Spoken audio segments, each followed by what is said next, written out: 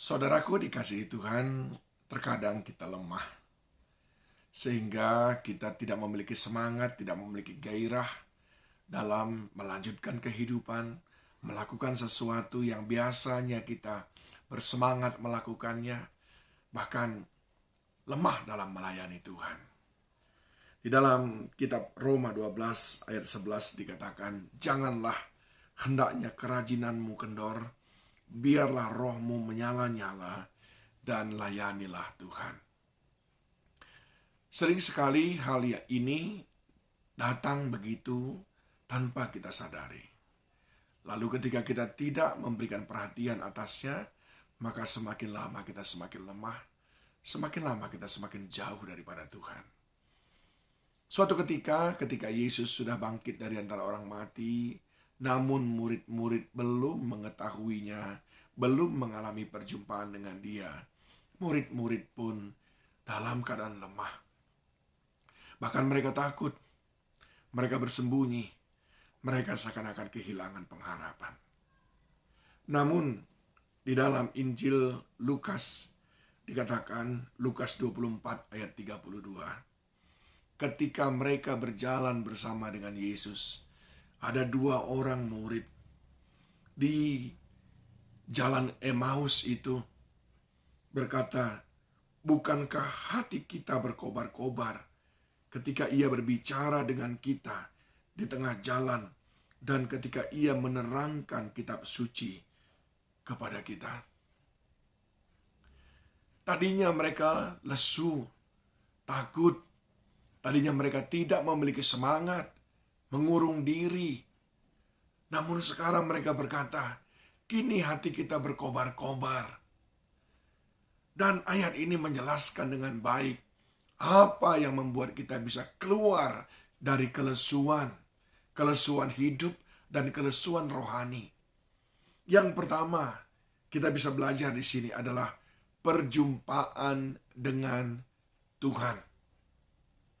Perjumpaan dengan Tuhan itu membuat kita kembali bergairah, berkobar-kobar. Sering sekali kita lemah karena kita mengabaikan waktu-waktu untuk berjumpa dengan Tuhan lewat doa pribadi, memuji dan menyembah Dia. Kalau saudara sedang lemah, mungkin saudara perlu mengevaluasi kembali disiplin-disiplin rohani saudara. Apakah saudara masih suka merenungkan firman Tuhan? Apakah saudara masih suka bersaat teduh? Jika saudara memiliki persekutuan dengan Tuhan, saya percaya saudara akan berkobar-kobar, memiliki roh yang menyala-nyala. Yang kedua, saudaraku, dikatakan di sini, hati kita berkobar-kobar ketika ia berbicara dengan kita. Yang kedua yang membuat hati kita berkobar-kobar adalah ketika setiap hari kita diberikan makanan rohani, mendengarkan firman pengajaran. Bukankah Roma pasal yang pertama ayat 16 berkata, Injil itu adalah kekuatan Allah. Setiap kali kita mendengarkan Injil, mendengarkan firman Tuhan, maka pada saat itu kita menerima kekuatan. Kelemahan sirna ketika kekuatan Allah ada dalam diri kita. Nikmati Injil itu, saudaraku, setiap hari. Sebagaimana kita tidak ingin melewatkan makanan jasmani kita. Kita tahu setiap pagi harus sarapan, jam 12, jam 1 harus sudah makan, begitu juga makan malam. Demikian mestinya kita menjadwalkan firman Tuhan untuk kita konsumsi dalam diri kita. Sebab Yesus berkata, manusia hidup bukan dari roti saja, tapi dari firman Allah yang sanggup membangkitkan kembali semangat saudara. Dan yang ketiga, saudaraku, bukankah hati kita berkobar-kobar ketika ia berbicara dengan kita di tengah jalan dan ketika ia menerangkan kitab suci? Yang ketiga adalah berjalan bersama dengan Tuhan. Perjalanan dari Emmaus ke Yerusalem itu kira-kira jaraknya 11 kilometer.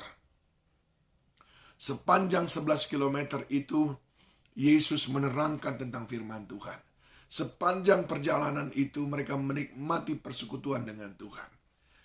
Ini yang membuat mereka berkobar-kobar, saudaraku. Berjalan bersama dengan Tuhan. Menikmati segala sesuatu bersama dengan Tuhan. Melewati lembah bersama dengan Tuhan. Mendaki bukit yang terjal bersama dengan Tuhan. Melewati hari-hari yang duka bersama dengan Tuhan. Menikmati hari yang sukacita bersama dengan Tuhan. Mengapa? Sebab Dia yang pegang kendali. Ketika kita melewati jalan yang licin, Dia pegang tangan kita, saudaraku. Dan kita tidak perlu khawatir jatuh terjerembab. Bahkan sekalipun ketika engkau jatuh, tangannya yang kuat akan menopang engkau. Saat engkau berjalan dengan Tuhan, tiada kekhawatiran. Dan itu membuat engkau terus berkobar-kobar. Sebab saat engkau berjalan bersama dengan Tuhan, engkau akan menyaksikan manifestasi kuasanya dalam kehidupanmu. Ayo bangkit. Ayo berkobar-kobar kembali. Mari tata kehidupanmu.